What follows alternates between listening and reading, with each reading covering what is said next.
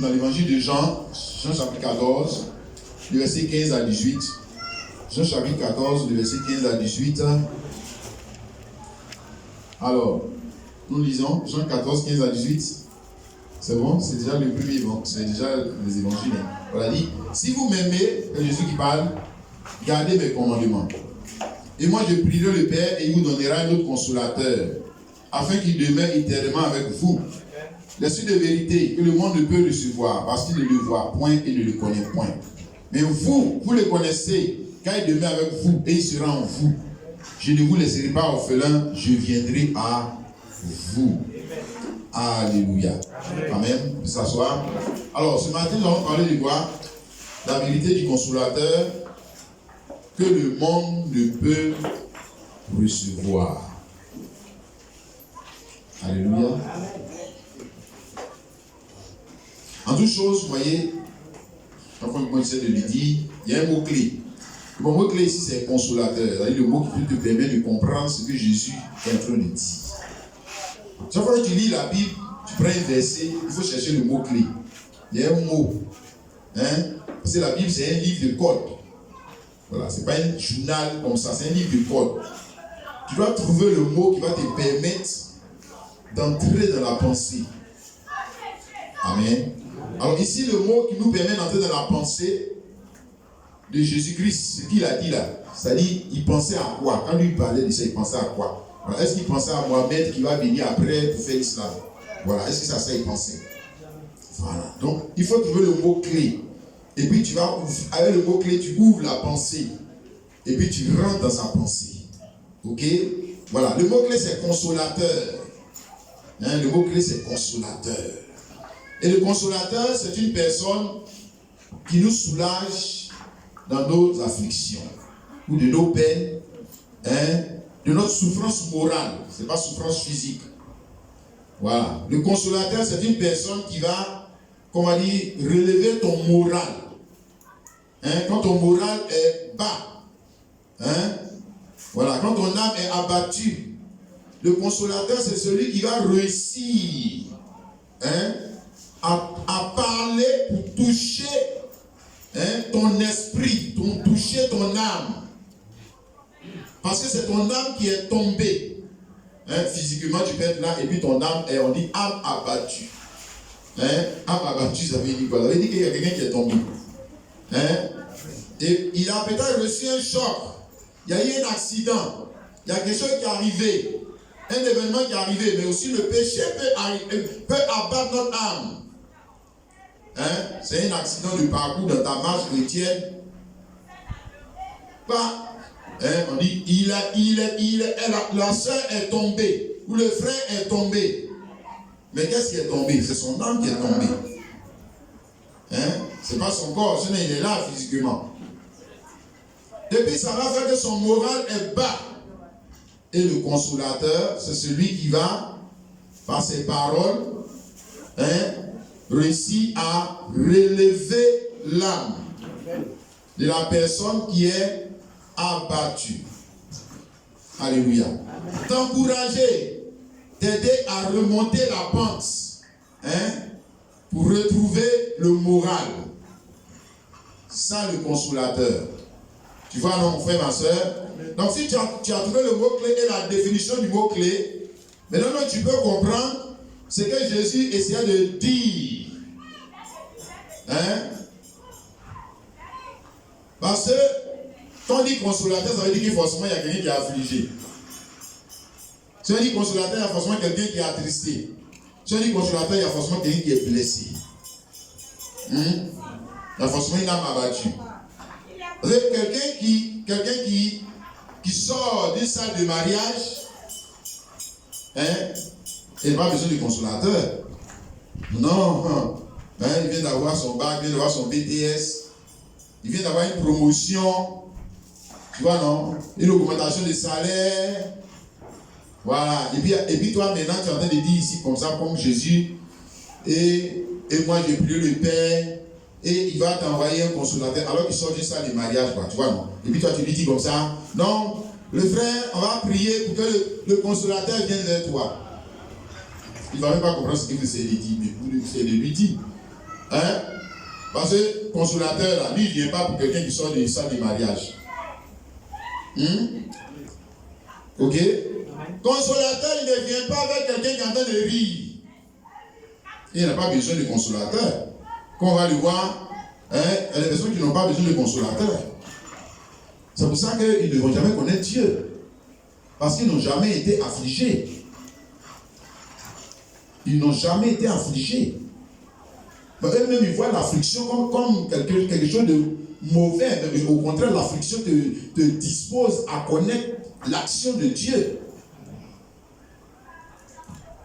Ça, c'est la pensée de Dieu. Sinon, dans la pensée de l'homme, on appelle l'affliction, mais nous on fuit l'affliction. Hein?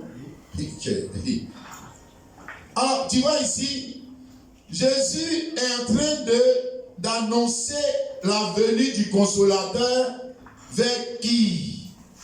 Ses disciples. Donc, il avait leur dit que voici, vous aurez besoin de consolateur. C'est ça qu'il avait leur dit. Ou voici, vous aurez besoin de consolation. Hein? Parce que je te dis, on ne dit pas à quelqu'un qui sort de salle de mariage, je vais prier pour que le consolateur vienne vers toi. C'est un non-sens. Il n'a pas besoin de ça. Lui, il a besoin d'ambiancer, peut-être DJ pour animer son mariage. Je dis que non, on va prier qu'un consolateur n'a qu'à venir à ton mariage. Non, il a besoin de chanter pour faire danser les gens. Il n'a pas besoin de quelqu'un qui va le consoler. Il n'a pas besoin. Non, il a besoin qu'on sorte les chansons qui on va tous danser, chauffer le coin, puis on va partir à la maison. Il n'a pas besoin de chants de consolation. Et puis si tu veux mettre chant de consolation, il dit arrête tes trucs là, n'est pas un funérail, c'est ce qu'il va te dire. Hein? Lui, il n'a pas besoin de ça. Donc, Jésus est en train de dire qu'ils vont rencontrer sur le chemin de la vie, sur le chemin de leur destinée, ils vont rencontrer des situations qui sont très affligeantes. C'est ça qu'il est en train de leur dire. Amen. Il dit, trouve le mot-clé, et puis maintenant quand tu ouvres là, et puis tu commences à rentrer maintenant dans sa pensée, il dit consolateur. Pourquoi il a appelé le Saint-Esprit consolateur? Hein? Et pourquoi il l'appelle consolateur? Le consolateur va venir vers vous. Consolateur, ça veut dire quoi? Et ça veut dire que quand je vais me séparer de vous, ce qui va arriver là, ça va vous affliger. Ça va vous affliger. Hein? Et ça, malgré que vous êtes des enfants de Dieu, malgré que vous êtes, il ne parle pas ici à des petits diables. Tu comprends? Voilà. Il n'est pas dit, il est en train de parler ici que non, quand vous allez tomber dans le péché, le consolateur va venir vers vous. C'est pas ça qu'il a dit.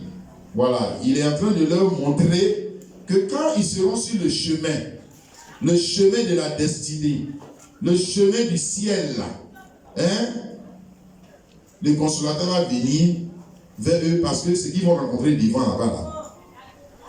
Si le consolateur ne vient pas, ils ne pourront pas supporter. Ils ne pourront pas. Si le consolateur ne vient pas, ils ne pourront pas surmonter les choses qui vont arriver parce que ça va les affliger. Ça va les affliger. Hein? Malgré qu'ils sont dans la vérité, malgré qu'ils sont des enfants de Dieu, malgré qu'ils sont Jésus-Christ, il dit, je suis le chemin, la vérité et la vie. Des choses vont arriver. Qui vont abattre les âmes. Et si le consolateur ne vient pas, ils ne pourront pas supporter. Hein? Leur foi ne pourra pas surmonter. Leur morale ne pourra pas surmonter. L'homme intérieur, parce que qu'est-ce qui nous soutient? C'est notre morale qui nous soutient. C'est le moral. Amen. Oui, c'est le moral qui nous soutient. Hein? Qu'est-ce qui soutient la vie de l'homme? Hein? C'est pas parce qu'il mange bien, parce qu'il s'habille bien. C'est parce qu'il a un travail. Bon, ce sont des choses dont on a besoin. Mais qu'est-ce qui nous soutient en réalité? C'est le spirituel. C'est-à-dire l'esprit, ton esprit. C'est l'esprit. Et quand on parle de l'esprit, on parle du moral, de ton moral. Hein? Voilà, de ton moral. Et là, ici, dans le Proverbe chapitre 18, le verset 4. Hein? le sage a parlé de ça, Proverbe 8:14. Il dit, l'esprit de l'homme le soutient dans la maladie. Mais ce n'est pas seulement dans la maladie, mais c'est l'esprit de l'homme qui le soutient même d'abord tout court. Tu le soutiens tout court. Hein? L'esprit de l'homme le soutient. C'est l'esprit de l'homme qui soutient l'homme. Hein? C'est l'esprit de l'homme. Donc on dit son moral, parce que tout est une question d'abord d'esprit ou de morale. Hein? Par rapport à tout ce que tu vas rencontrer sur le chemin. Tout est une question de morale. Ta capacité morale à surmonter ces situations. Ta capacité morale à continuer de vivre alors que l'accident qui est arrivé là, en temps normal, il doit détruire ton moral. Il n'est pas dit ta foi. Ou aussi, ça veut dire ta confiance en soi. Parce que aussi, il y a confiance en soi. Hein? Tu sais, ce qui t'arrive une fois, pouf, 2 fois, 3 fois, 4 fois, 5 fois, 6 fois, après, à un moment, tu perds ce qu'on appelle la confiance en soi. Bon. Mais pourtant, tu es vivant. Tu es vivant, mais tu es mort. C'est fini, mon frère, tu es mort. Tu es mort. Parce que, qu'est-ce qu'on dit? L'esprit de l'homme le soutient dans la maladie, ou on va dire dans le mal. Comme tu vois maladie là, toi tu vois maladie peut-être comme si tu as mangé. Non, non. Maladie c'est le mal. Non, le mal qui arrive, c'est l'esprit de l'homme qui le soutient. Ou alors dans la vie, tout court même, c'est l'esprit de l'homme qui le soutient. Hein? Si, le vrai. S'il n'y a pas l'esprit de l'homme qui me soutient, hein? Mais comment je vais traverser? Parce que les situations, on dit controversées. L'adversité, il n'y a pas un homme qui ne va pas connaître ça. Bon, la maladie, est-ce qu'il y a un homme qui ne connaît pas ça? Il n'y a pas un homme qui ne connaît pas ça? La maladie. Hein? Tu as beau être le plus richard, tu as beau être je veux dire quoi, tu es dans ta bulle, dans ton palais sécurisé même là, mon frère, Corona va venir te taper là-bas. Ah, on a vu ici les gens qui sont sécurisés, frère. On les a envoyés en France à cause du Corona. D'autres, on les a interdits à cause du Corona. Donc, ce qui soutient l'homme, c'est le spirituel. Alléluia. Et maintenant, il pose la question, mais l'esprit abattu, qui le relèvera? Tu vois? Donc, c'est l'esprit qui soutient. Ce n'est pas le matériel qui soutient le spirituel. C'est le spirituel qui soutient. C'est le spirituel qui est plus grand. Parce que l'homme est essentiellement un être spirituel et moral. Tu as compris? Oui. Quand on dit homme là, quand on dit l'homme là, on ne parle pas d'abord de son physique, on parle de son esprit. De sa moralité. C'est là qu'on dit l'homme. Voilà. C'est nous ici maintenant on se trompe.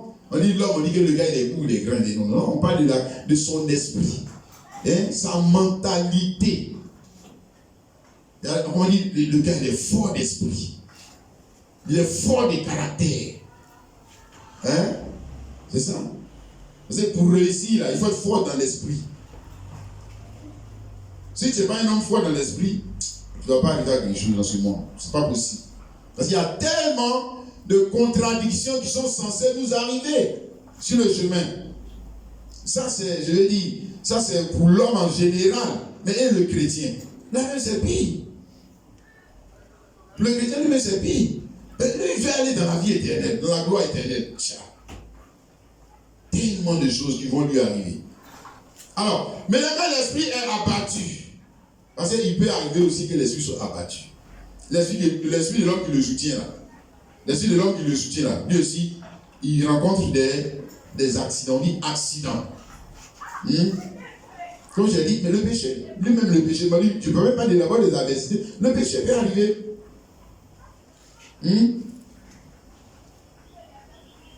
Et un homme normal, quand il commet un péché, je ne parle même pas de chrétien.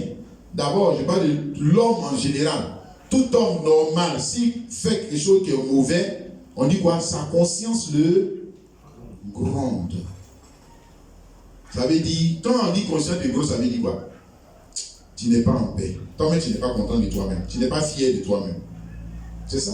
Donc tu es triste. tu as battu. Tu dis, mais comment j'ai pu faire ça? Je n'ai pas dû faire ça.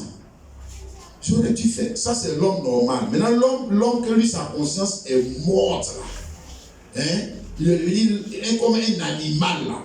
C'est lui qui fait le mal. Mais il faut lui trouver par A plus B que c'est mal. Lui va te dire que non, c'est pas mal. Lui, il n'a même plus de conscience. Hein? Un poulet est mieux que lui. Ça veut dire qu'il ne peut même pas s'auto-censurer. C'est-à-dire qu'on ne nous met pas d'abord Bible. Dieu a mis en l'homme une conscience, un esprit pour s'auto-corriger. Pour que l'homme lui-même puisse s'auto-corriger. Si tu ne le peux pas, d'abord, ton esprit même là, tu dis, n'est pas abattu. C'est dans le mal. Puis tu te réjouis dans le mal. Et puis maintenant, nous autres, là, nous dit que Jean, je suis rempli du Saint. Là, maintenant, tu parles maintenant du Saint-Esprit de Dieu. Qui est consolateur. Tu pseudonyme, maintenant, tu parles. Il est dans toi. L'esprit humain même qui est dans toi, il doit te reprendre, il ne te reprend pas. Maintenant, consolateur en toi. Regarde, frère. Et puis maintenant, toi, tu vis dans le péché, et puis tu n'es pas triste. Le frère, tu fais peur. Mais toi, tu es fort, hein? Tu es fort, hein? Non, non, c'est pas vrai. C'est pas vrai. Oui, regarde. C'est que tu es en danger. Quand il n'y a plus de signaux en toi pour te reprendre, pour te mettre mal à l'aise. Parce que Ephésiens 4 dit que n'attristez pas le Saint-Esprit de Dieu par lequel vous avez été scellés pour le jour de la rédemption. En d'autres termes, ça dit si le Saint-Esprit en toi et que tu vis mal, tu ne seras pas heureux. C'est pas vrai. Maintenant, si tu es heureux, oh. Il y a quelque chose qui t'a échappé. Il faut bien le lire ce que je suis en train de dire ici là. Consolateur. Consolateur là. On va le voir là. Il vient pour qui? Prends le dictionnaire. Tu vas voir, consolateur, il vient pour qui? Il vient pour ceux qui sont affligés. Consolateur, il ne vient pas pour quelqu'un qui a besoin de rire. Consolateur, il ne vient pas pour quelqu'un qui a besoin de danser. Consolateur, il ne vient pas pour quelqu'un qui a besoin de se réjouir. Non, non. Consolateur, il vient pour quelqu'un qui est affligé. Consolateur, il vient pour quelqu'un qui est quoi? Attristé. Il voilà. Faut regarder consolateur. Jésus dit consolateur. Donc, en d'autres termes, si le Saint-Esprit vient dans ma vie, il y aura des moments de tristesse, même quand je vais mal agir, afin que le consolateur, puisse m'aider. Alléluia. Il dit, quand l'esprit est abattu, qui le consolera? Amen. Amen. Qui va le consoler? Regarde mon frère, ma soeur. Et c'est de cela que nous voulons parler. Celui qui va consoler l'esprit. Celui qui va ramener l'esprit. N'est-ce pas? Alléluia. C'est un consolateur qui doit être lui-même esprit. Mais c'est ça que Jésus a dit ici. Regarde le verset 17. Verset 16 d'abord. Et moi je prie le Père et vous donnera un autre consolateur. Donc il n'est pas en train de parler, il n'a pas dit une autre personne. Il a dit un autre consolateur. Quand les gens souvent disent la Bible, je ne sais pas comment ils sont. Il n'a pas dit une autre personne. Il dit un autre consolateur. Voilà. Un autre consolateur et une autre personne, ce n'est pas la même chose. Non. Il parle de lui-même en tant qu'un autre consolateur. Il ne parle pas d'une troisième personne en tant qu'un autre consolateur. Il ne parle pas de Muhammad en tant qu'un autre consolateur. Il ne parle pas de nos prophètes. D'ailleurs, il dit ici, le consolateur qui est esprit de vérité. Il n'est pas dit homme de vérité. Il n'est pas dit prophète de vérité. Non. C'est assez clair. Il ne va pas parler dans le brouillard pour que quelqu'un va venir nous mamailler pour nous envoyer ailleurs. Non. Il dit, mon frère, que le consolateur, ce n'est pas un consolateur humain, ce n'est pas un consolateur, c'est un autre consolateur. Or, lui-même, Jésus, en tant que chair, était consolateur. Maintenant, Jésus, le même Jésus là, il devient un autre consolateur. Parce qu'il passe maintenant de la forme physique à la forme spirituelle. Parce qu'avec la forme physique, il est limité. Tu comprends mon frère? Amen. Alors la forme physique, il est limité. C'est comme par exemple toi-même qui es dans ce corps-là. Le corps dans lequel tu es assis là. Tant que tu es dans ce corps, tu es limité. Tant que tu es dans ce corps, tu es limité. Donc la première chose qu'on dit que tu sais que le royaume de Dieu existe. Est-ce que tu vois?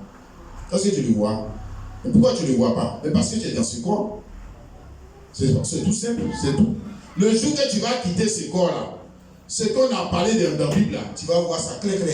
Ah, donc c'était la vérité. Oui. Qu'est-ce qui nous limite? C'est le corps dans lequel nous sommes. Qu'est-ce qui fait que nous sommes affligés? C'est le corps dans lequel nous sommes. Notre problème, notre vrai problème, c'est le corps dans lequel nous sommes. C'est lui qui est notre problème. Amen. Donc nous parlons ici de ce consolateur dont Jésus a parlé. Pas le consolateur, fou et à des balles que les gens même ont créé, consolateur du monde. Il dit que le consolateur, là, il est le seul capable de relever l'esprit. Pourquoi? Parce que lui-même, il est esprit. Le consolateur est le seul capable de... On dit que l'esprit affligé. Toi, tu es homme physique. Comment tu vas relever l'esprit? Comment tu vas atteindre l'esprit de la personne si tu n'es pas toi-même esprit? Et même encore, quand tu essaies de parler à la personne qui a battu, si tes paroles, comme Jésus a dit, ne sont pas esprit et vie, tu vas relever son esprit comment? Comment? Comme s'il est tombé, si c'est ton enfant qui est tombé, tu dis pas pour tu l'attrapes par la main, tu l'élèves. Ça, tu peux le faire. Mais son esprit qui est tombé, tu vois son esprit tomber. Toi, tu vas mettre ta main dans son cœur là pour lever son esprit. Tu vas faire comment? Il faut que tu sois esprit. Amen. Pour relever l'esprit, il faut que tu sois esprit. Pour relever l'esprit. Alléluia. Amen. Amen. Et Jésus nous dit ici que ce consolateur dont tous les hommes ont besoin, parce qu'il n'y a pas un homme qui ne va pas connaître l'affliction. Il n'y en a pas. Il dit, il faut être ton grand monsieur, ton grand quoi, forcé. Il y a des moments d'affliction. Il n'y a pas un homme sur la terre, il n'y a qu'un président ou on va dire quoi, esclave. On connaît tous un moment d'affliction. Ça, c'est, je veux dire, il fait partie du monde dans lequel nous sommes. C'est pourquoi on a besoin d'un consolateur qui soit capable de faire quoi? Atteindre notre esprit. Oh, alléluia.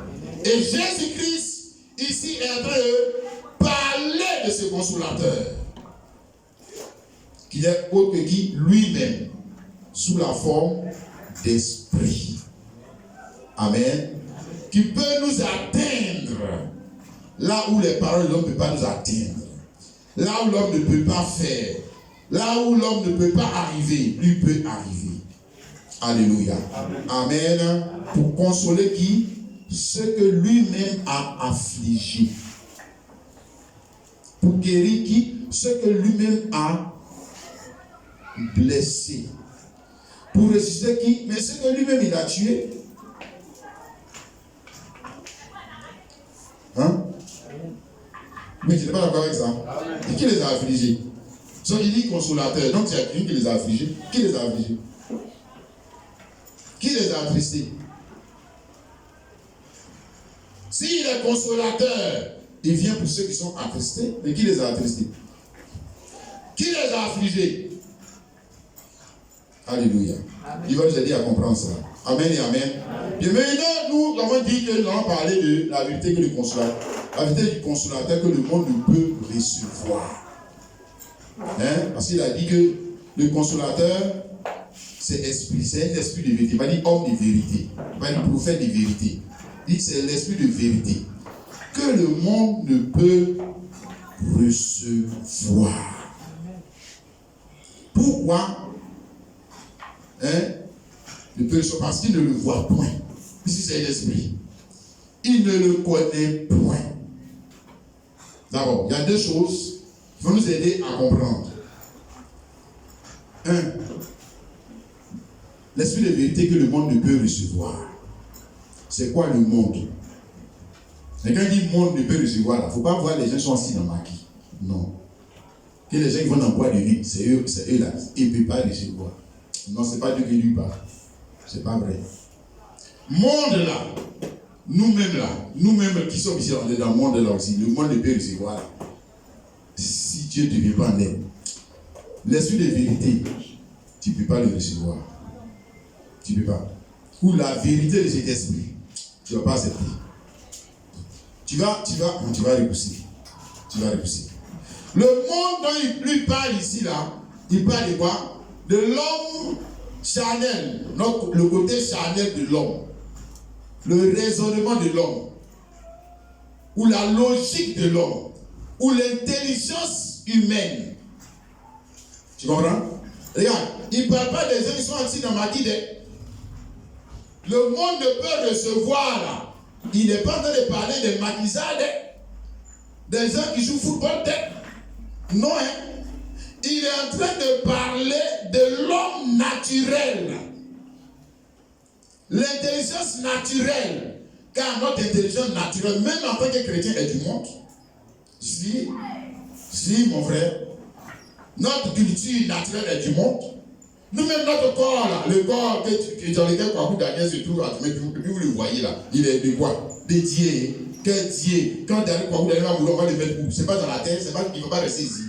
C'est du monde, ça appartient au monde. Mais ce qui est du monde reste dans le monde. Et ce qui est pour Dieu va chez Dieu. C'est comme ça. Ça, c'est pour le monde. Et le corps, on aime tant, on dépense beaucoup d'argent pour lui, il appartient à qui? Dieu, jamais de la vie, c'est pour le monde. La réflexion de ce corps, l'analyse de ce corps, la conception de ce corps appartient à quoi? À la terre. À la terre. Si, mon frère. Donc quand il dit le monde ne peut recevoir, il n'est pas en train de parler, hein, frère, on va dire quoi, de ceux qui ne vont pas à l'église. On va dire ça comme ça. De ceux qui ne vont pas à l'église. Il parle aussi même de ceux qui vont à l'église. Eux ne peuvent pas recevoir. Le monde ne peut recevoir. Recevoir quoi? Le consolateur et la vérité de ce consolateur. Le monde ne peut pas recevoir. Pourquoi le monde ne peut pas recevoir? Parce que, comme on va le voir, le consolateur dont lui il a parlé là, il n'est pas le consolateur dont le monde a besoin. Le monde n'a pas besoin de ce consolateur. Deux, la vérité que le consolateur va venir dire pour nous consoler là. Pour le monde, ils appellent ça folie. Folie, bêtise. Ils ne sont pas d'accord avec ça. C'est-à-dire, en d'autres termes, je suis en train de parler de deux mondes. Donc le monde du consolateur et le monde, on va dire du monde, on va dire ça comme ça. Le monde des hommes. Hein? Ou le monde de Dieu et le monde des hommes. Tu vois? Ce sont deux mondes parallèles. Ce sont deux mondes qui se contredisent. Tu me saisis, mon frère?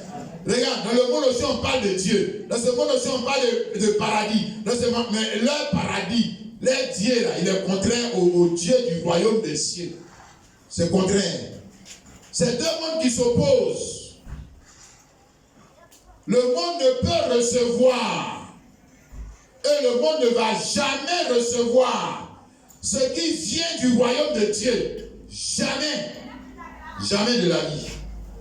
L'église vient du royaume de Dieu. Le pasteur vient du royaume de Dieu. Le prophète vient du royaume de Dieu. Le monde ne va jamais l'accepter. Jamais. Le monde ne peut aimer que ce qui est allusion. En d'autres termes, si vous voyez le monde en train de lever et en train de glorifier un pasteur, ça veut dire que ce pasteur est de quoi? De quel monde? Il est de leur monde. Qu'est-ce qu'il dit là? Ce qu'il dit là, ça ne les blesse pas. Ça ne les choque pas. Ça ne les humilie pas. Puis ça ne les afflige pas. Mais ça fait quoi? Ça les encourage à rester dans leur péché. Hein? Mais s'ils ne sont pas affligés, pourquoi ont-ils besoin du consolateur? Tu te dis que consolateur, regarde la définition consolateur. Consolateur est quelqu'un qui est affligé. Consolateur, il vient pour quelqu'un qui est attristé. Consolateur, il vient pour quelqu'un qui pleure. Bon, vous, votre monde là, vous cherchez seulement des ambianceurs, des gens qui vont vous, comment on va dire ça, qui vont vous encourager, à vivre à rester pété, et à rester dans l'adultère, à rester dans la fraude. Parce que vous ne voulez pas des prédicateurs. Quand ils vont prêcher là, vous allez pleurer si vous péchez. Vous ne voulez pas des gens comme ça. Non, vous ne voulez pas. Que lui là, quand il vient tout le temps, c'est pour nous blesser. Quand il vient tout le temps, c'est pour nous critiquer. Quand il vient tout le temps, c'est pour nous insulter. Et qu'il n'est pas amour. Ça veut dire quoi? Ça veut dire quoi? Il n'est pas amour là. Ça veut dire que lui, son évangile là est trop direct. Puis ça les blesse. Alors il ne veut pas lui là. Il les blesse trop, il blesse trop les gens. Mais si tu n'es pas blessé, comment le consolateur va te guérir? Dis-moi, il va te consoler comment? Si tu n'es pas affligé. C'est pour ça que le monde ne peut pas le recevoir. Le monde ne va jamais le recevoir. Et dans aucun âge de l'église, le monde n'a reçu le consolateur. Prenons par exemple, je vais tellement d'exemples, mais pour faire court, on va prendre l'exemple de Jean-Baptiste. Jean-Baptiste est un consolateur. Hein? Si vous lisez Isaïe 40, vous allez voir au début, Isaïe 40, le verset 1 jusqu'au verset 3, on dit quoi? Consoler mon peuple. Ainsi de suite. Jean-Baptiste est le consolateur. Voilà, que le Seigneur Jésus a envoyé pour consoler qui? Son peuple. Mais quel peuple? Ce n'est pas ceux qui vivent dans le péché. Ceux qui étaient affligés. Les pauvres et les malheureux qui étaient affligés. Mais à cause de quoi? Mais à cause de la situation de l'église. Le consolateur ne vient pas, il a dit l'esprit de vérité, et bien l'esprit de vérité, il vient et puis il parle pour consoler les pédés. Les pédés sont consolés. Ne vous en faites pas, Dieu est amour. Continuez dans pédé là. Dieu est bon, hein? Tu as vu? Ça, il nous a fortifiés. Le prédicateur qui est venu là, qui a prêché, on était en enfer, mais nous on était abattus. On s'en en enfer. Mais regarde lui là, quand il a prêché là, mais regarde comment on est content. On est content. Parce que là, on a vu que mais Dieu, il nous aime aussi. Ça, c'est le consolateur du monde. Regarde Jean-Baptiste. Luc chapitre 3. Le verset. Luc chapitre 3. Le verset 18 à 20. Il est dit, c'est ainsi que Jean annonçait la bonne nouvelle au peuple.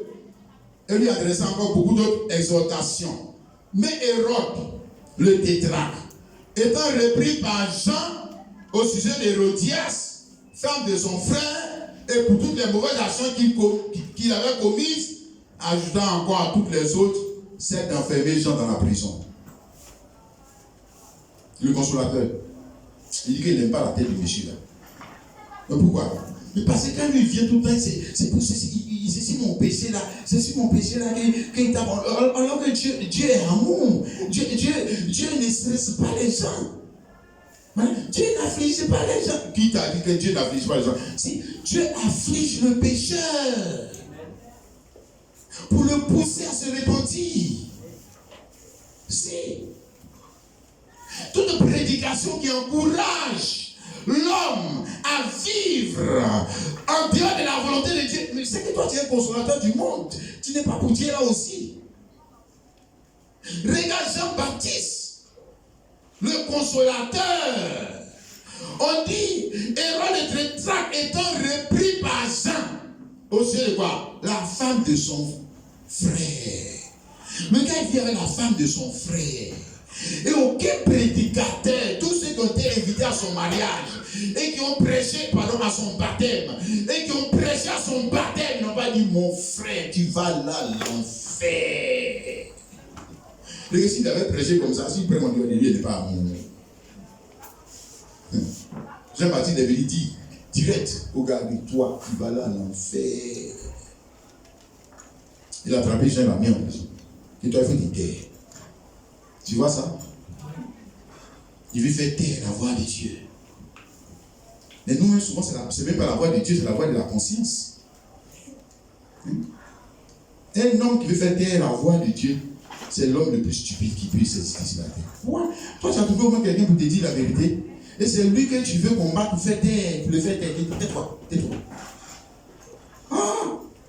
Mais quelle voix toi tu veux écouter alors? Quel consolateur toi tu veux alors? Mais même la voix que je te dis, ici là, pourquoi on arrive au prophète? Regarde, pourquoi on arrive au prophète? Parce que le gars là, sa conscience est morte. Sinon, en temps normal, là, il n'y a pas besoin de prophète. Pour lui dire que mon frère, tu iras en enfer. Il n'a pas besoin de prophète. La voix de la conscience doit te suivre fautif. Quand tu te regardes dans le miroir, lui-même te dit, ta conscience te dit, regarde-moi, vraiment, ce vaut rien. Mais c'est quand tu commences à taire, tu veux faire taire la voix de la conscience maintenant que le pasteur te parle. Fais attention. Tu es sur le chemin de l'enfer. Lui, il a fait taire la voix de la conscience. C'est pas ça. D. La voix de Dieu. Regardez. Pour aller en enfer, c'est pas aussi facile que ça. Hein. C'est pas aussi facile que ça. On dit que c'est facile d'aller à l'enfer. C'est pas vrai. C'est pas facile. Il faut d'abord faire taire la voix de la conscience. Il a réussi. C'est quelque chose qui n'est pas facile, hein, mais il a réussi. 2. La voix de Dieu. Pour son âge, il a attrapé le gars, il l'a mis encore en prison. Donc il a fait quoi? Il a fait taire la voix de Dieu. Maintenant il reste quoi?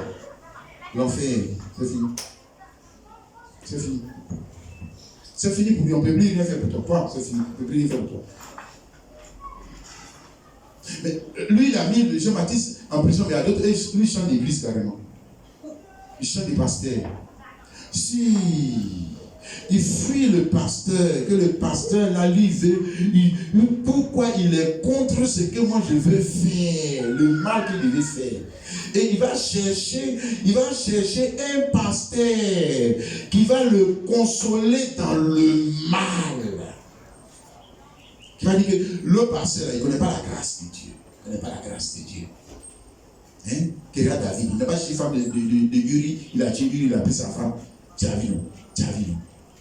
Quand Dieu ne gère pas les choses comme ça. Dieu est amour. Un faux consolateur. Si tu le trouves sur ton chemin, j'espère que tu pourras reconnaître sa voix. Ce consolateur, c'est un menteur. Il te vend de l'illusion, des fables. Parce que le consolateur de Jésus, il a dit c'est l'esprit de quoi? Vérité. Te dit les choses bébé. Frère. Tu as trouvé un consolateur comme dit Dieu soit loué. Et si les consolateurs comme ça, là, ils sont rares de nos jours. Ils sont de plus en plus. Si. Les gens cherchent tous sont des. J'ai dit PD, ils ont église. Qui les console là-bas? Frère. Pose-toi la question, femme prédicateur. Elle est en collant comme ça. Elle a changé sa couleur de sa peau. Elle est prophétesse. Qui console ces gens-là qui continuent dans ça? Hein? La porter pantalon. Et puis tu es dedans. Mais qui te console pour que tu sois dans ça? Non, ce n'est pas le Saint-Esprit. Ce n'est pas vrai. Faut chercher ton consolateur ailleurs. On peut dire mentir sur le Saint-Esprit. L'Esprit de Dieu est un esprit de vérité. Il ne va pas te consoler en dehors de la parole. Il ne va pas prendre la tradition des barreaux pour te consoler. Il ne va pas prendre la tradition des gourous pour te consoler. Il ne va pas prendre la tradition de la Côte d'Ivoire pour te consoler. La tradition des catholiques pour te consoler. Quoi? La tradition des quoi? Des protestants pour te consoler. Qui ça? Consolateur. Non, tu ne peux pas être le même site d'esprit. Ce n'est pas le même site d'esprit que dont Jésus a parlé. Mais le consolateur, il est la voix de Dieu pour t'arrêter sur le mauvais chemin. Et il va faire quoi? T'affliger. Il va te blesser, même si tu ne fais pas attention. Si, pour t'arrêter là. Il va t'affliger. Il va te blesser. Il va t'humilier. Mais qui a besoin de consolateur? Mais justement, c'est des personnes comme ça. Que lui-même il a blessé. Que lui-même il a humilié. Que lui-même, il a amené, on dit quoi? Repentance. Mais repentance, là, c'est quoi? Tu as vu quelqu'un, il se répand, il rit. C'est une fausse repentance. Il se répand, on dit qu'il se répand avec les frères, on dit que le gars, il se répand, ses yeux sont clairs comme ça, il ne plaît pas. Yeah. Et puis nous avons ces fausses repentances comme ça. Dans nos églises, le gars, il vient dire que qui veut accepter Jésus, il agit comme dans sa bouche, il marche, il dit que moi, je vais accepter Jésus. Ça. Lui, le consolateur ne peut pas venir sur lui. Ce n'est pas vrai. Ce n'est pas quelqu'un qui a affligé. Il ne regrette rien. Il n'est pas attristé. Parce que maintenant, on a fini de prêcher la parole comme ça, puis tu rentres en toi-même, la vie, tu es quoi? Affligé. Hein? Pourquoi? Mais parce que tu vois que non, même là, je suis là. Voilà. Là, le consolateur vient maintenant. Alléluia. Il vient maintenant pour te relever. C'est ça, non? Ça dit repentance. Si, mon frère. Conversion. Ça commence à avoir regret. C'est ça, frères et sœurs. Dans ces temps de la fin, les gens cherchent quoi? Les gens cherchent s'amusement, mon frère. Et ces églises, on va les encourager. Il fuit l'autre église, il vient ici, il fuit là-bas, il vient ici, il vit que le pasteur là-bas, là, il prêche aussi le péché. Moi, je n'aime pas ça. Je n'aime pas cette façon de prêcher. On parle de l'amour de Dieu.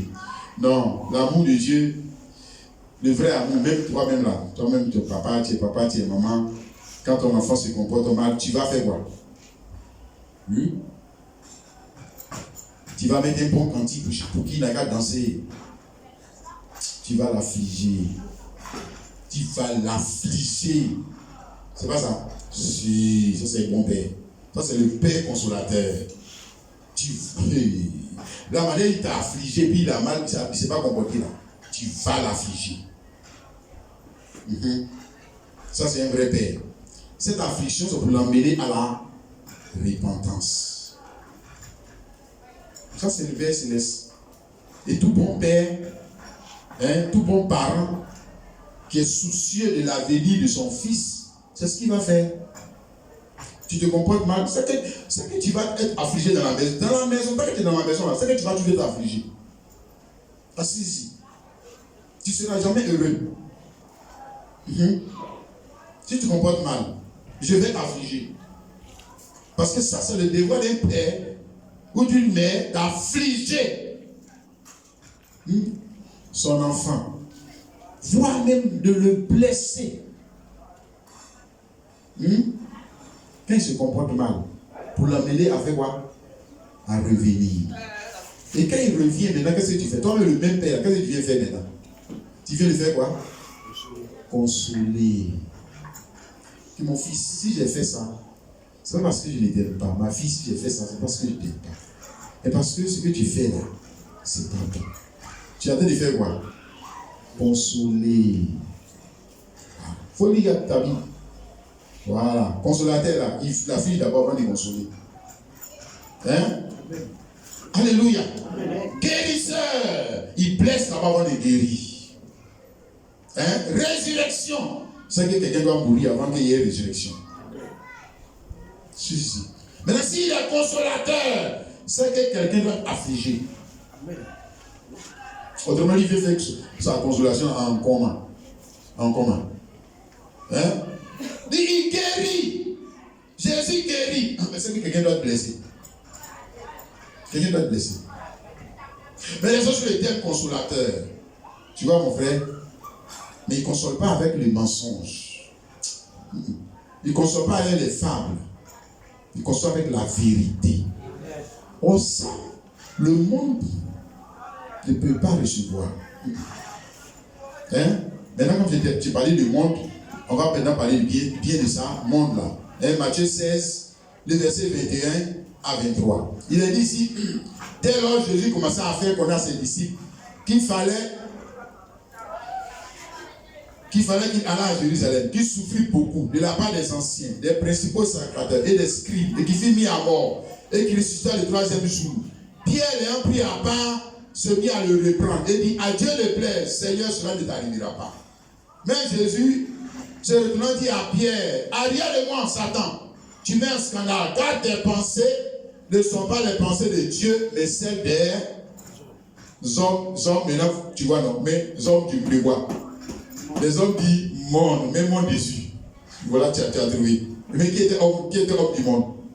C'est pas un maquisard. Pierre, le gars qui a reçu les clés, s'il te plaît, ouvrir les portes pour que les gens dans mon royaume là. C'est lui en train de monde. Et puis on dit, arrière du monde Satan. Hein? C'est lui qui va faire comme ça.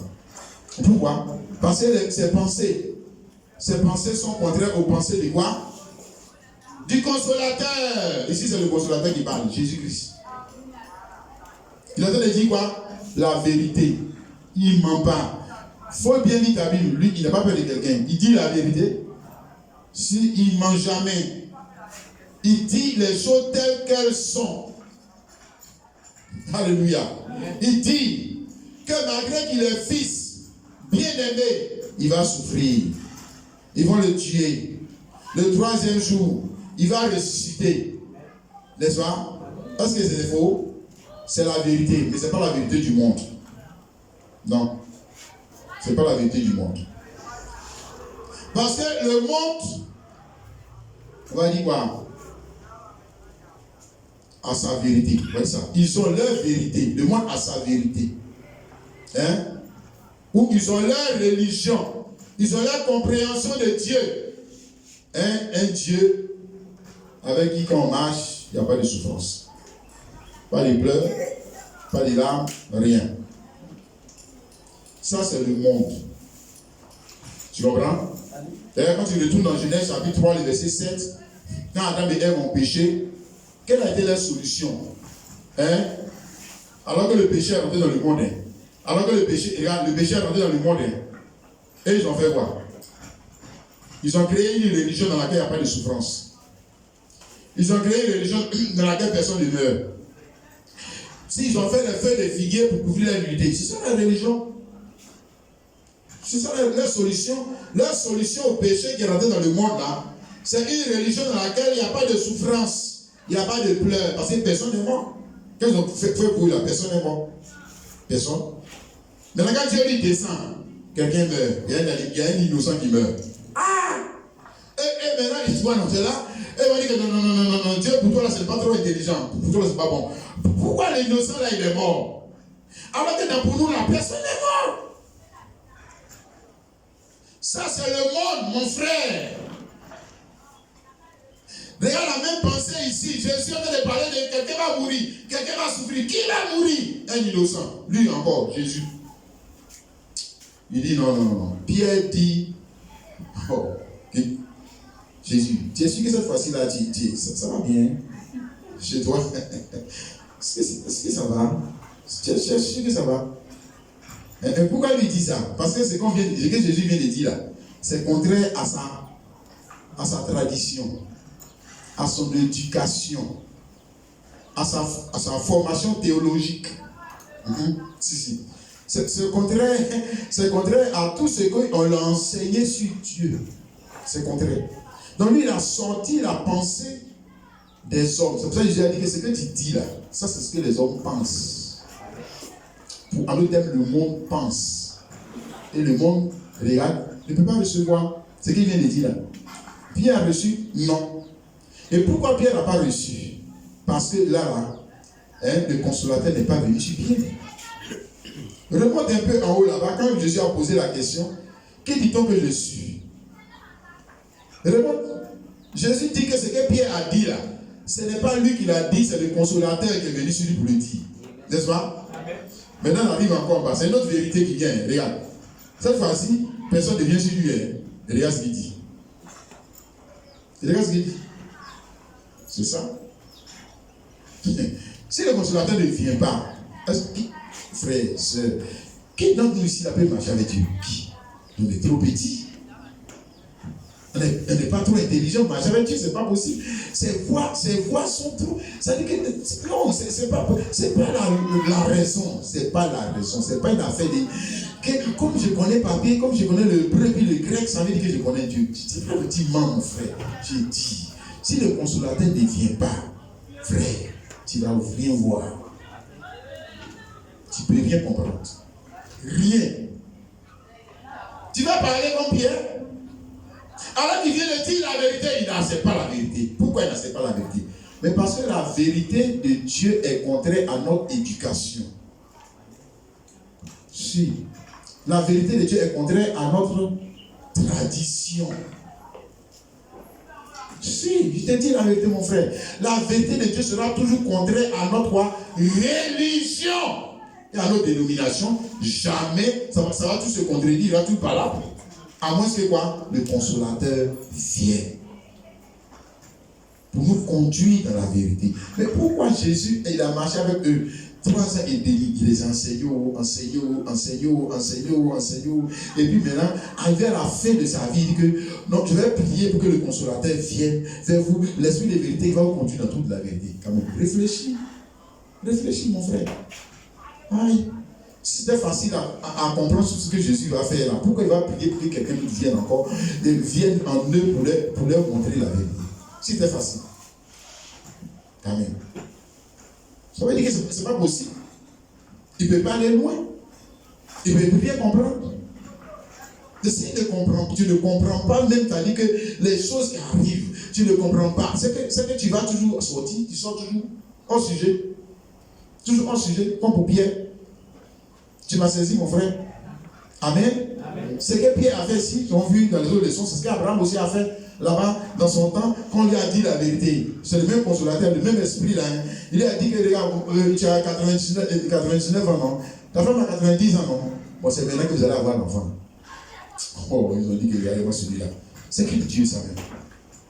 Tu ne sais pas qu'à partir de cet âge-là, on ne peut pas avoir l'enfant. Tu ne sais pas ça. Lui, il dit la vérité. Lui, il ressort dans la vérité de quoi? Humaine. C'est la vérité de Dieu, puis la vérité humaine. Il lui dit la vérité, c'est la vérité, tu vas avoir l'enfant là maintenant. Mais dans la vérité humaine, à l'âge, on ne peut pas avoir l'enfant.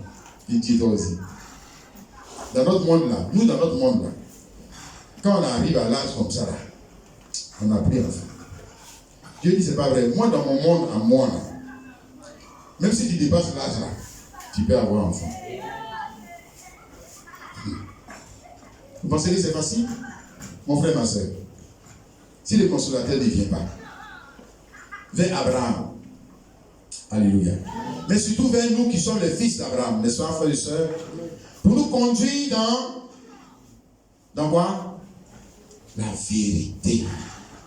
La vérité, pas la vérité du monde, la vérité des baoulés, la vérité des gourous, je ne sais pas la vérité des machins. Non, la vérité de Dieu. C'est que Dieu lui appelle vérité. Amen. Amen. Alléluia. Amen. Bien, nous lisons encore Jean chapitre 1, le verset 17. Il a dit, la loi était donnée par Moïse, la grâce et la vérité sont venues par... Oh, alléluia. Amen. Oh, c'est fort, c'est bon dans les frères et sœurs. Souvent, c'est des versets bibliques qui sont là, c'est petit, si petit, mais souvent, quand l'esprit n'est pas encore venu, on ne peut pas bien comprendre. Le gars dit, tu vois, non, la loi a été donnée par Moïse, mais la loi, la vérité, ce n'est pas la parole de Dieu. C'est la parole de Dieu, non? Voilà. Maintenant, pourtant, il dit que la grâce et la vérité ne sont pas venues par la loi. Pourtant, loi même, là, c'est la parole de Dieu aussi.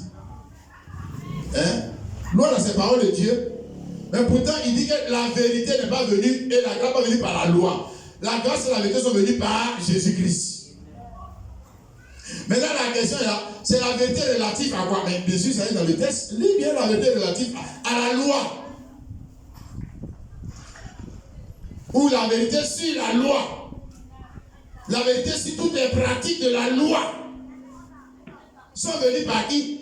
Par un autre, Jésus-Christ. En d'autres termes, pour connaître la vérité sur la loi, il ne faut pas écouter Moïse, il faut écouter qui? Jésus-Christ. C'est ça qu'il a dit. Alléluia. Pour connaître la vérité, c'est-à-dire que quand tu vas dans la loi de Moïse, Genèse, machin, jusqu'à Deutéronome là, pour connaître la vérité sur la loi, laisse la loi. Prends Jésus-Christ. Prends Jésus-Christ. Tu vas connaître la vérité. Mais quand on dit prends Jésus-Christ, tu comprends? on parle de prendre qui? Voyez, Jésus-Christ, ça c'est qui? On parle de son corps qui est l'église. C'est par son corps qui est l'église que la vérité est venue. Jésus-Christ là, c'est par son corps qui est l'église que la vérité est venue. Ça c'est encore une autre vérité que même les chrétiens dans ce temps de la fin ne voient plus. J'ai dit, la vérité là est venue, on dit Jésus-Christ là, c'est venu par son corps qui est l'église. Hein? Bon, on avait déjà vu ça dans une autre leçon, je vais juste lire seulement et puis on va avancer. Hein? Galates chapitre 4, nous avons lu ça. Le verset 22 à 23. Car il est écrit qu'Abraham eut 2 fils, un de la femme libre et un de la femme esclave et un de la femme libre. Mais celui de l'esclave naquit selon la chair et celui de la femme libre naquit en vertu de la promesse. Donc il est écrit dans la loi de Moïse, mais dans le livre de la Genèse. N'est-ce pas? Amen. Bon, maintenant Paul ici est en train de nous dire quoi? Il est en train de nous révéler quoi? La vérité. Si, il est écrit. Mais moi je vous dis la vérité concernant ce qui est écrit. Mais c'est pas comme ça qu'on doit comprendre. Amen. Mais si, c'est comme ça. Il dit il est écrit. Abraham a eu 2 fils. Un qu'on appelle Ismaël, l'autre qu'on appelle Isaac. Maintenant, moi, je vais vous dire la vérité. Et puis, vous dites la vérité. Donc, si tu retournes dans la loi de Moïse, c'est ce que la seule chose que tu vas voir. Abraham a eu 2 fils, un on appelle Isaac et un on appelle Ismaël. Mais est-ce que tu as vu la vérité? Non, tu n'as pas vu la vérité. Tu as vu quoi, ce qui est écrit. Mais la vérité, ça veut dire quoi? En vérité, ça veut dire quoi? Les 2 fils d'Abraham, ça veut dire quoi? Les 2 femmes avec qui Abraham et ses 2 fils, ça veut dire quoi? Ça veut dire quoi? Alléluia. Maintenant, tu vas voir, ce consolateur qui va venir, Paul. Crois-tu que Paul était consolateur? Si. Qui parle au travers de lui? C'est le consolateur qui parle, c'est l'Esprit de Dieu qui parle. Sinon, lui, Paul, est-ce que quand Abraham allait enseigner ces 2 familles, il était là? Non. Qui lui a dit la vérité concernant ses faits? Le consolateur, n'est-ce pas? Dis Amen. Amen. Par qui on a connu la vérité concernant ses faits? Paul. Paul. Maintenant, moi je pose la question, est-ce que les Juifs ont reçu ce que Paul a dit? Tu as vu? Jésus a dit, le monde ne peut pas recevoir. Jamais. Mais quand lui dit, il a dit, bon, là, on a vu Maquis. Mais vraiment, dans les faits, tu vas voir qu'il ne parle pas de Maquis. Il ne parle pas des gens qui vont chez la prostituée. Il parle des gens qui prient Dieu. Et qui ne vont pas accepter. La vérité, c'est quoi? Mais si les Écritures, si la parole, comment Dieu va-t-il nous consoler s'il ne nous révèle pas le vrai sens des Écritures et des événements? Comment Dieu va nous consoler?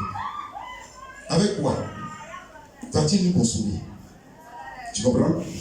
C'est ce que le même Paul disait ici dans Romains chapitre 15, le verset 4. Il dit, or tout ce qui a été écrit d'avance a été écrit pour notre instruction. Tout ce qui a été écrit d'avance, mais laisse-moi te dire ça comme ça, Église de Dieu, chrétien, ta vie a été écrite d'avance. Si. Le parcours de l'Église a été écrit d'avance. Tout a déjà été écrit d'avance. C'est pour ça qu'on parle du livre de vie. Hein, mon frère? Amen. Livre, ça veut dire quoi? Ça veut dire qu'on a déjà écrit d'avance tout ce qui doit arriver à qui? À ceux qui sont dans le monde. C'est écrit d'avance. Maintenant, l'intelligence voudrait que quand tu ouvres le livre là, tu dis qu'on a à quelle page de la leçon. C'est comme ça que vous faites à l'école, nos enfants. Et le professeur vous le dit qu'aujourd'hui on est dans le chapitre temps. C'est cette leçon-là qu'on va voir. Parce que ce trimestre-là, c'est cette leçon on doit étudier. C'est pas ça? Ça, c'est un bon professeur. Maintenant, s'il commence l'année, il est toujours sur la même chose là. L'année, il est toujours sur le même chapitre. On dit que, professeur, mais il y a beaucoup de chapitres. Pourquoi depuis on n'évolue pas? L'instruction ou la connaissance que le consolateur va nous apporter, alléluia, pour nous consoler dans le temps, pour nous dire que oui, c'est écrit que ceci va arriver, mais en même temps que c'est écrit que ceci va arriver, voici la vérité. Si c'est la vérité qui console. Quand tu connais la vérité sur ta vie, tu connais la vérité sur ta destinée, tu connais la vérité sur la vision de Dieu pour ta vie, n'importe quel bandit ne peut pas venir te troubler. Ouais, faux consolateur, il ne connaît rien dans l'affaire de Dieu. Ils vont venir ménager ta vie. Tu as vu, c'est ça, c'est comme ça arrivé, c'est pour ça que ça m'a dit si ça a envie de te troubler pour rien. Parce que toi-même là, tu ne connais pas la vérité du consolateur. Tu ne connais pas ta destinée. Tu ne connais pas la vision de Dieu pour ta vie. Paul dit, tout ce qui a été écrit d'abord pour notre instruction. Instruction, on dit connaissance, éducation. Oh, alléluia. Pour que nous puissions faire face aux situations. Amen. C'est la pire chose qui peut arriver à un homme, c'est l'ignorance. Un homme qui est ignorant, il sera toujours dominé. Dominé dans le tout, pendant tout le monde, il sera dominé même par les situations. C'est un ignorant.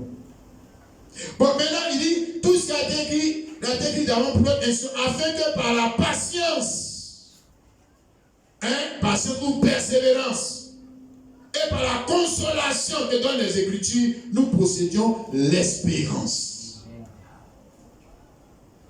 Tu as compris? Mais pourquoi mettre consolation dedans? Ce qui a été écrit d'avance a été écrit pour votre consolation. Tout ce qui a été écrit d'avance pour votre persévérance. Tout ce qui a été écrit d'avance, vous avez dit qu'il y a des gens qui vont arriver, mon frère. On entend te dire ça. On entend déjà te dire ça. Qu'est-ce qui a été écrit d'avance là? Dans tout ce qui a été écrit d'avance là, il y a des choses qui vont t'affliger. Mais ça a été écrit pour ta consolation.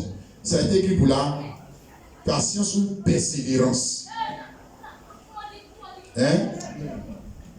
Pour que tu puisses posséder quoi? L'espérance. Une meilleure espérance. Quelqu'un me saisit, qui dit Amen, ma soeur, mon frère. Amen. Alléluia. Donc le consolateur va venir et par la bouche de son serviteur va nous apporter la vérité sur ce qui est écrit, afin que nous possédions la persévérance et aussi la consolation. Surtout en ce temps d'affliction. Crois-tu, ma soeur, mon frère, que nous sommes encore dans le temps d'affliction? Ou bien on est dans le temps de joie? Il ne répond pas Amen. C'est pas vrai, on est dans le temps de joie. Que Jésus-Christ, là, c'est la joie. Voilà, on n'a pas dit que Jésus-Christ, c'est pas la joie. Non. Mais on est dans le temps d'affliction, surtout nous les chrétiens. Si. Moi, c'est marqué, nous les chrétiens. Et nous-mêmes, on est heureux. Moi, je dis toujours, nous, on est heureux, nous qui sommes ici. On n'est pas comme dans les pays comme le Pakistan. On n'est pas dans les pays comme la Chine. On n'est pas dans les pays comme le Maroc, comme l'Algérie.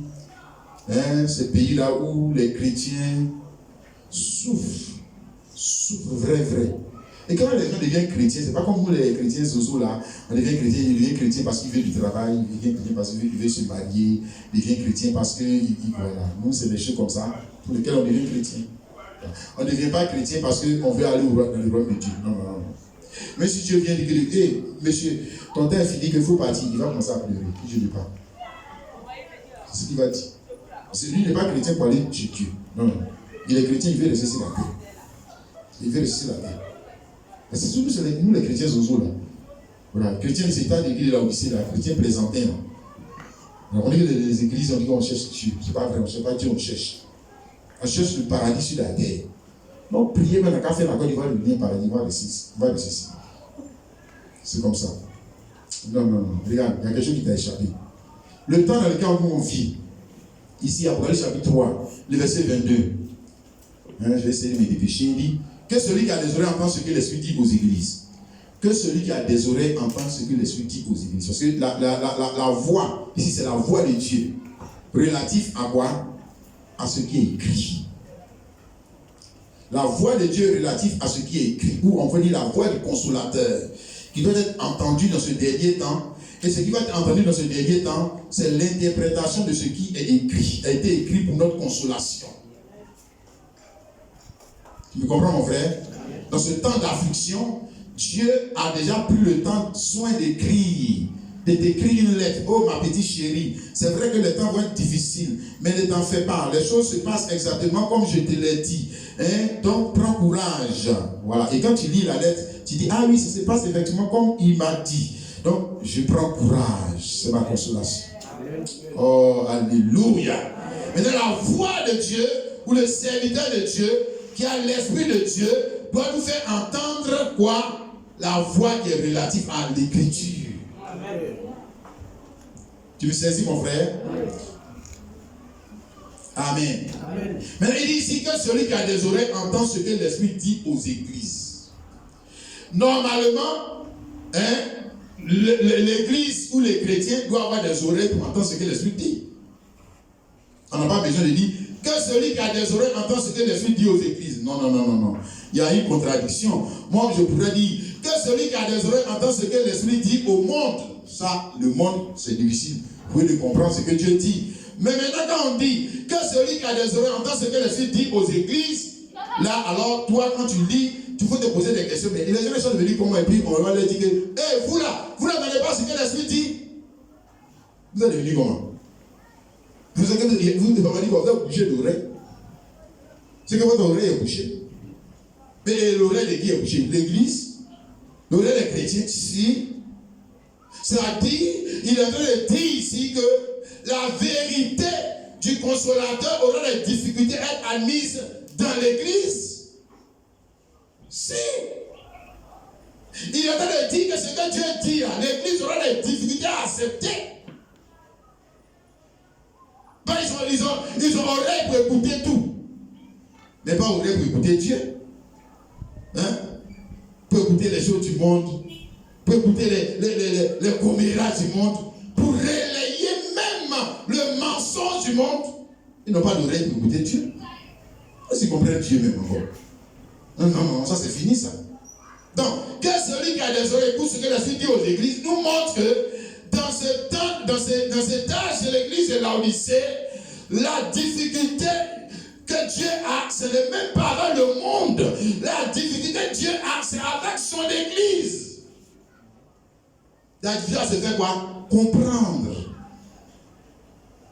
Hein? Recevoir la vérité. Parce que pour eux, ce sera quoi? Contraire à ce qu'ils appellent quoi? Vérité. Ça sera contraire. Je vais dire non, ça c'est pas la vérité. Exactement comme Abraham et les autres. Tu peux comprendre ça? Amen. Amen. Deuxième chose que je veux te faire comprendre encore concernant ce temps de la fin. J'ai dit le mot consolateur, ça veut dire quelqu'un qui vient nous apporter un soulagement dans l'affliction. C'est ça, non? C'est ça, consolateur. Amen. Mais je te pose la question, quelqu'un qui n'est pas dans l'affliction, si un consolateur parle, est-ce qu'il va comprendre? Non. C'est celui qui est dans l'affliction, quand le consolateur parle, il comprend. C'est celui qui est triste, quand le consolateur parle, il comprend. C'est celui qui pleure, quand le consolateur parle, il comprend. Mais celui qui est en train de danser, hein, je t'ai dit, il sort d'une salle de mariage. Hein? Il sort d'une remise de diplôme. Et lui, il est en train de danser. Et puis toi, tu viens pour consoler. Lui, il ne te comprend pas. Il te prend quelqu'un de fou là. Parce qu'il te dit, mais mon frère, tu ne t'es pas trompé d'époque, de lieu. Tu vois? Parce que ta parole, hein, est contraire à sa disposition d'esprit. Non, hein? Ta parole n'épouse pas sa disposition d'esprit. Parce que lui, il est dans la joie. Il n'est pas triste. Il n'est pas affligé. Il n'est pas en train de pleurer. Il n'est pas en train de dire, oh mon chéri Jésus, quand est-ce que tu vas venir me chercher? Non, lui, il n'est pas dans ça. Il est content. Lui, il est heureux. Et le gars, il n'a qu'à rester là-bas encore un peu. Il n'a qu'à tirer encore un peu là-bas. Nous, on est bien ici comme ça. Lui, il est content. Donc, comment est-ce qu'il va recevoir la parole du consolateur? Toi-même, là, prends ça dans le sens, on va dire terre à terre, tu vas comprendre. Ce que Jésus essaie de dire à ce temps de l'église de Laodicée. Ici, Apocalypse 3, 17, dit que parce que tu dis, je suis riche, je me suis enrichi, je n'ai besoin de rien. Je n'ai besoin de quoi? Rien, ça veut dire quoi? Je n'ai pas besoin de consolation. Moi, je n'ai pas besoin de consolation. Pourquoi? Mais parce que je suis riche. Parce que je me suis enrichi. Mais parce que je ne suis pas le malade en même temps aussi. C'est quelle consolation dont tu me parles? Donc, regarde le caractère de la lettre. En lui, il a apporté la lettre pour consoler qui? Pas celui qui dit qu'il est riche. Pour consoler celui qui pleure. Il dit qu'il n'y a pas besoin de consolation. Évidemment, pas besoin de consolation. Et puisque tu n'es pas dans la volonté de Dieu, pourquoi tu seras attristé? Hein? Frère, disons-nous la vérité. Quelqu'un qui ne vit pas dans la volonté de Dieu, est-ce qu'il sera attristé? Quelqu'un qui vit dans le péché. Enfin, on va être attristé, non? Mais il ne le sera pas. Parce que c'est quelqu'un qui veut chercher à faire la volonté de Dieu. C'est quelqu'un qui cherche à faire la volonté de Dieu. C'est quelqu'un pour qui la volonté de Dieu est devenue comme, je vous ai dit, ma nourriture, c'est de faire la volonté de Dieu. C'est ce quelqu'un-là, c'est cet homme-là qui va connaître l'affliction.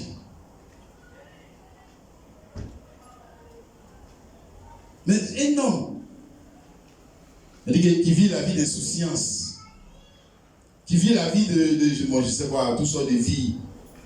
Parce que quelqu'un fait la volonté de Dieu, ce n'est pas quelque chose de plaisant, hein? Le frère et la soeur. Ah non, hein? C'est pas vrai. Nous avons le cas de notre Seigneur Jésus dans Matthieu 26, verset 34 à 39. Il dit, mon âme est triste jusqu'à la mort. Hein? Ton âme est triste pourquoi? Il dit que non, que je dois lui faire la volonté de Dieu. Et quelle est la volonté de Dieu? Non parce que je veux, mais Seigneur, que ta volonté se passe. Et il a dit, mon âme est triste jusqu'à la mort. Frère. Oh, vous avez dit que faire la volonté de Dieu, c'est en riant qu'on fait toute la volonté de Dieu. C'est pas vrai? Qui nous enseigne des choses comme ça? Qui a dit ça? Quelqu'un qui veut faire la volonté de Dieu, surtout dans ce temps de la fin, une jeune fille qui veut faire la volonté de Dieu, un pasteur qui veut faire la volonté de Dieu, un chrétien qui veut faire la volonté de Dieu. Frère, on dit quoi? Faut attacher ceinture. Parce que toi, tu vas connaître des moments de tristesse, d'affliction, d'humiliation, de moquerie, de trahison, de traîtrise. Tu vas en connaître des choses. Et regarde Jésus, tu ne vas pas connaître les moments de traîtrise. Tu vas en voir des couleurs. Oh. Tu veux faire le bien. Dans ce temps de la fin, je dis bien ce que Dieu appelle bien. Pas dire ce que ta tradition appelle bien. Ce que Dieu appelle bien. Toi, c'est ce que tu veux faire. La parole dit, et c'est ça ce que tu veux faire. Frère, ta censure. Parce que même les pasteurs vont te combattre. Les chrétiens, Zazou, là, ils vont te combattre. Oh, tu vas en voir les couleurs. Ça ne va pas te réjouir. Ça va t'affliger, t'attrister, te faire pleurer. Mais justement, c'est pour ça que le consolateur va venir. C'est pour ça que toi, tu auras une consolation. Oh, alléluia. Amen. Amen. Est-ce que tu comprends la profondeur de la parole, mon frère et ma soeur? Est-ce que tu comprends ce que l'on s'est dit? Ici, dans le livre d'Ézéchiel, Ézéchiel chapitre 9, il est question de cela dans ce temps-là. Hein? Le temps dans lequel nous vivons n'est pas différent de celui du prophète Ézéchiel. Dans Ézéchiel chapitre 9, le verset 3 à 4, il est dit: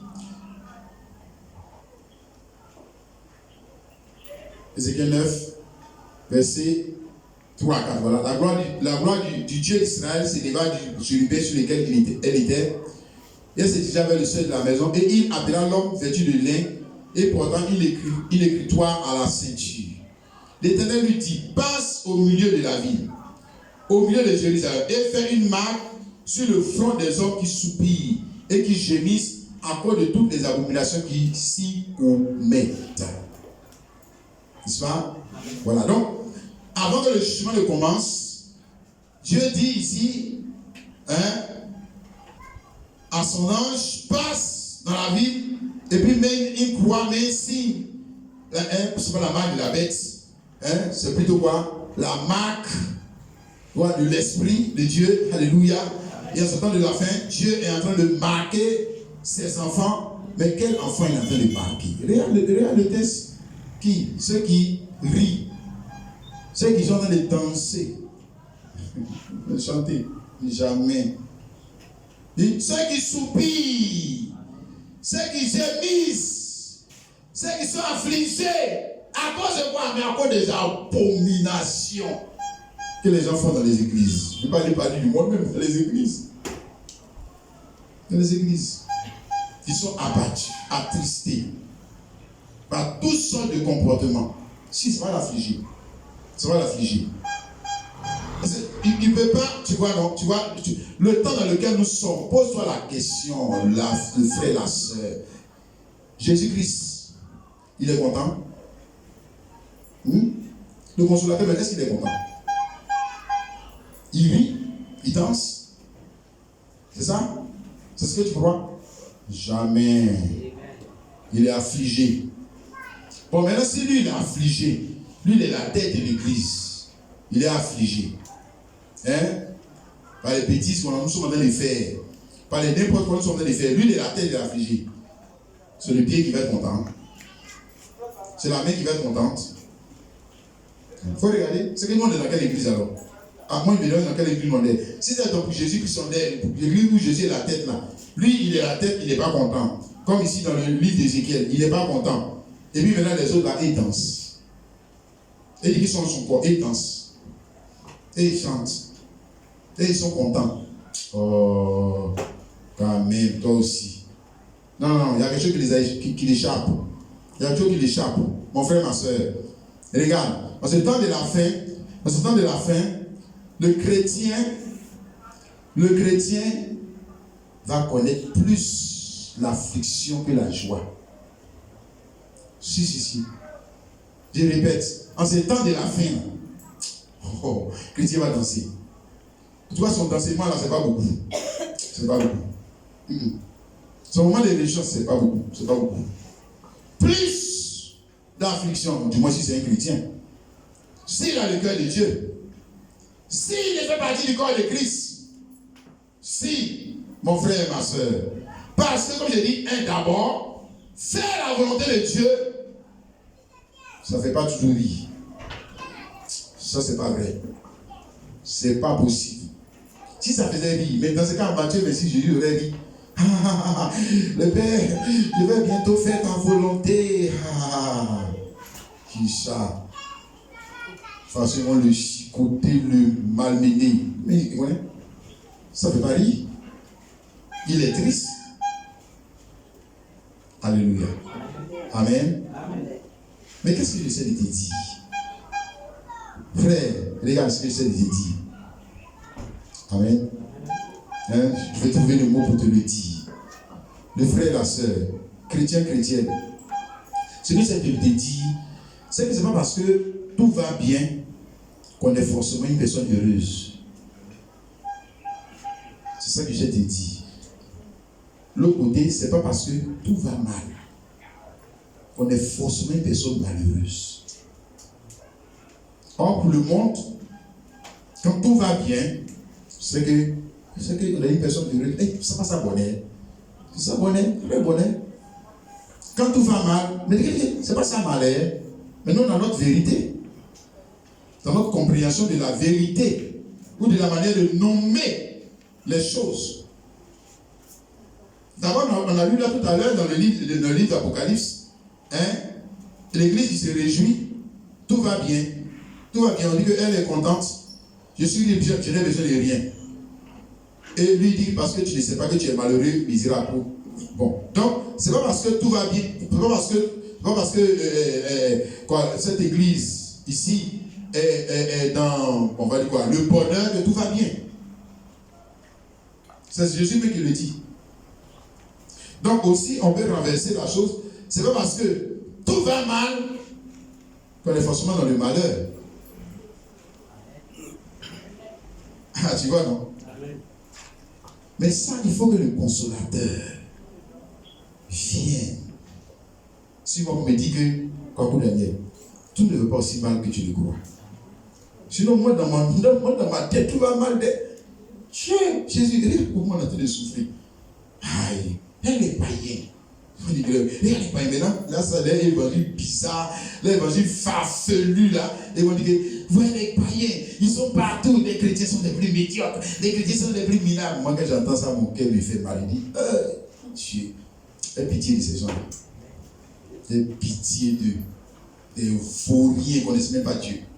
Et regarde, c'est pas parce que tout va bien qu'on est forcément dans le bonheur.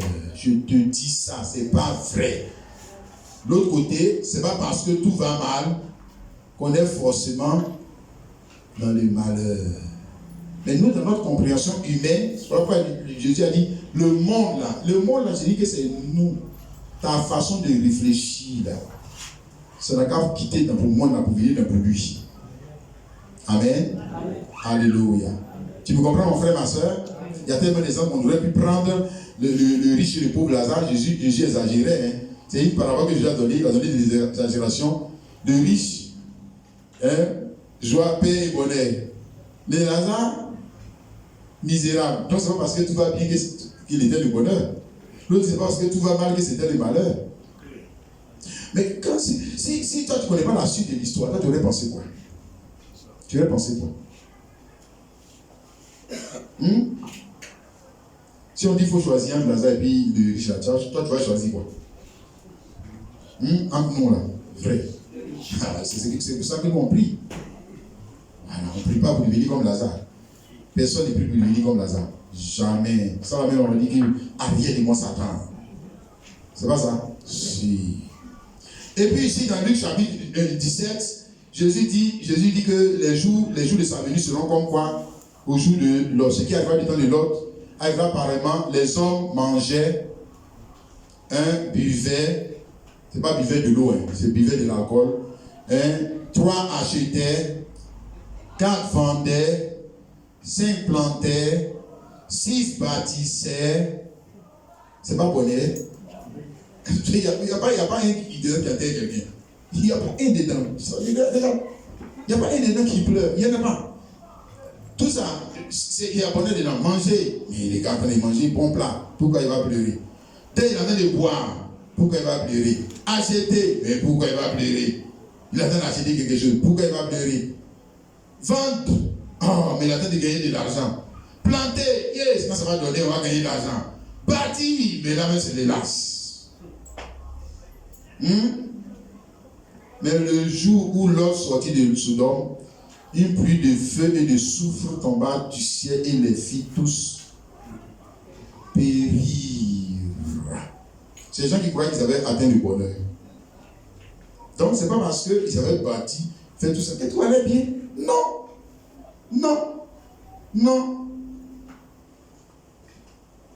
C'est pas parce que l'autre aussi, lui, n'avait pas bâti que tout allait mal. Non. C'est le jugement de valeur. Il faut que l'Esprit de Dieu vienne. Oh, alléluia. Il faut que l'Esprit de Dieu vienne à notre aide, mes frères et sœurs, n'est-ce pas? Amen. J'aurais pu continuer vous parler de Paul et Silas dans la prison. Voilà les gens remplis du Saint-Esprit. Oh, alléluia. Énorme rempli du Saint-Esprit. Mettez-le dans le feu, il danse. Mettez-le là. Mettez-le là. Oh, alléluia. Ça rappelle rempli du Saint-Esprit. On dit qu'ils sont en prison et puis ils chantent les cantiques de Dieu. C'est pas un endroit pour chanter, les frères. En général, on chante dans les cathédrales. C'est pas en prison, on chante. En prison, on ne chante pas. Tu vois? C'est ça le consolateur. Et puis, si tu lis l'histoire, tu vas voir que, en plus, on les a bien chicotés avant de les mettre en prison. On les a bien tabassés. Où était là Jésus quand on les tabassait? Et puis, on les a jetés en prison. Et puis, quand on les a jetés en prison, le consolateur est venu. Oh, alléluia. Et puis, ils se sont relevés. Sinon, là, le moral est en bas. Ils ne chantent pas. Mais pourquoi ils peuvent chanter? Pourquoi ils peuvent chanter? Parce que c'est ce que Jésus a dit. Le consolateur va quand même venir. Il va vous relever. Alléluia. Et puis, ils se sont levés. N'est-ce pas? Et puis, la Bible dit qu'ils ont commencé à chanter. Ils ont fait un culte là. Ils ont commencé à... Oh, alléluia. Ils ont commencé à chanter les louanges de Dieu. Ils ont chanté à l'adoration, n'est-ce pas, frères et sœurs? Et je pense que les gens ont commencé à... Et la Bible dit que les autres prisonniers les écoutaient. Mais ceux-là, ils sont fous. Ils sont malades. De toute façon, nous on est tous dans le problème ici. Là. Ils chantent les cantiques. Oh, alléluia. Et tu vois, quand ils ont chanté, c'est là que l'Esprit est descendu dans cette prison. Briser cette prison. Amen. Regarde, c'est pas quand la prison est brisée qu'ils ont commencé à chanter. Non. C'est pas quand la prison est brisée qu'ils ont commencé à chanter. Ça, c'est ce que tout homme normal fait. Tu vois, non? Voilà. Quand la prison du célibat brise, tu chantes. Quand la prison du chômage brise, tu chantes. Voilà, ça, le païen fait ça. Hein? Voilà, la prison de quoi, il n'y a pas l'argent, est brisée, tu chantes. Païen aussi chante. Quand la prison brise, il chante. Mais avant que la prison brise là, est-ce que païen chante? Jamais. Il ne chante pas. Son visage est serré. Qui peut chanter? Celui qui a le consolateur. Lui, il va chanter. Alléluia. Avant que la prison ne brise, lui chante. Avant qu'il ne sorte de cette situation, lui chante. Et puis on dit, mais pourquoi tu chantes? En temps normal, on doit pleurer. Pourquoi tu chantes? Et ça, c'est le monde. Hein? Le consolateur, lui, laisse la vérité. Laisse ça, mon frère. Oh, frères et sœurs. Alléluia. Qu'ils viennent vers nous, frères et sœurs, surtout ce temps de la fin. Nous, on a besoin de lui, n'est-ce pas? On a besoin qu'ils viennent fortifier notre foi. Alléluia. Pour que nous puissions chanter, malgré les situations, les circonstances, nous puissions continuer de chanter notre Dieu jusqu'à ce que la prison se brise. Et qu'on sorte de là. Amen. Amen. Que la gloire revienne au Seigneur. Nous allons arrêter là, mes bien-aimés. Que le Saint-Esprit nous fortifie par ses paroles. Amen. Nous allons chanter ce chant.